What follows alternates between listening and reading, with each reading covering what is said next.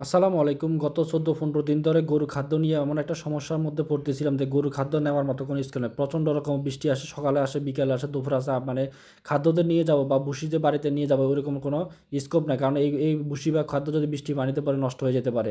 যেহেতু প্রচুর পরিমাণে টাকা আসলে গরুর খাদ্য প্রচুর দাম। আপনারা সবাই জানেন এত পরিমাণ দাম। এইগুলো যদি আমি নেওয়ার সময় যদি নষ্ট হয়ে যায় তাহলে কিন্তু অনেক টাকা ধরা লস হওয়ার সম্ভাবনা। এইজন্য আজকে ১৪-১৫ দিন ধরে আসলে ১ বস্তা ২ বস্তা করে নিয়ে গরুকে খাওয়াচ্ছিলাম। কিন্তু আসলে ১ বস্তা ২ বস্তা যেহেতু আমার আসলে ৫টা গরু ১ বস্তা দুদিনও যায় না, শেষ হয়ে যায়। আর সেকেন্ড হচ্ছে বৃষ্টির কারণে আসলে সিএনজি বা অটো রিক্সা তারাও নিতে চায় না। ভাই আমার বাড়ির সামনে যেহেতু একটা গর্ত কারণে সিএনজিও যায় না, কোনো কিছুই যায় না। আসলে নিতে অনেক সমস্যা হয়। তো প্রত্যেকবারে আমি এরকম বটবডি করে নিয়ে যাই। কিন্তু আজকে মানে এত পরিমাণ গর্ত হয়ে গেছিলো, গতকালকে নাকি কারা জানে এদিক দিয়ে ট্রাকে করে মানে বিল্ডিংয়ে মাল নিয়ে গেছিলো। এই জন্য রাস্তাটা এমন পরিমাণ গর্ত হয়ে গেছে, মানে আর কোনো যাচ্ছিল না। পরে আর না নিরুপায় না পেয়ে কী করবো, তখন এখান থেকে আমরা সবাই আমাদের বাড়ির আশেপাশে কয়েকটা ছোটো ভাই ছিল, তাদেরকে নিয়ে আমি সহ আমার ছোটো ভাই সহ জুবাইর সহ আমরা সবাই মিলে এই মাঝপথ থেকে আজকে ভুসিগুলো মাথায় করে নিয়ে গেলাম। আসলে এই কাজটা এত পরিমাণ কষ্টের। একটা ভুসির বস্তার ওজন প্রায় ৩৭ থেকে ৪০ কেজি। আসলে ছোটো ছোটো মানুষ তারা আসলে পারে না। আমি তারপর বড় বড় ভুসিগুলো আমি নিয়ে গেলাম, তারপর তারাও নিয়েছে।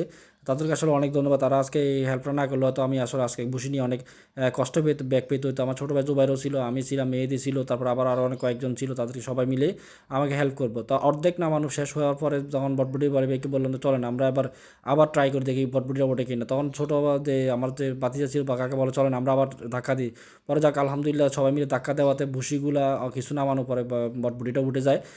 তাও উঠার পরে আবার জামাল হচ্ছে আমার বাড়িটা এত পরিমাণ উঁচু, আমাদের বাড়িটা বাড়ির উপর আবার বটবটি ওঠে না। আমরা আসলে বর্ষাকালে আমার এই বাড়িতে মানে এত পরিমাণ জামালা, মানে কোনো কিছু নিয়ে গেলে কোনোভাবে শান্তি পায় না। কারণ বাড়ি হচ্ছে উঁচা, এখানে বটবটিও ওঠে না, জামালা হচ্ছে, তো এই জন্য। তো আমরা সাধারণত আমাদের গরুর খাদ্যগুলো আমাদের একটা মাটির ঘর আছে, মাটির ঘরেতে রাখি সবগুলো স্টক করে। তো এখন বলতে পারেন, অনেকে বলতে পারেন ভাই এত খাদ্য কেন একসাথে নিয়ে আসছে? এত খাদ্য একসাথে নিয়ে আসার উদ্যোগের কারণ হচ্ছে যেহেতু সামনে বর্ষা, তারপর হচ্ছে আমার গরু যাতে ফ্যাটেনিংয়ের জন্য আমার মোটামুটি প্রস্তুত। আগামী ২-১ মাসের ভিতরে আমাদের মোটা হয়ে যাবে জন্য সব কিছু পর্যাপ্ত পরিমাণে রাখতে হয়। তারপরে এগুলো সব কিছু কাজ শেষ করে তাদেরকে পর্যাপ্ত পরিমাণ ঘাস দিয়ে এতে আজকের মতো কাজ শেষ করলাম আসলে।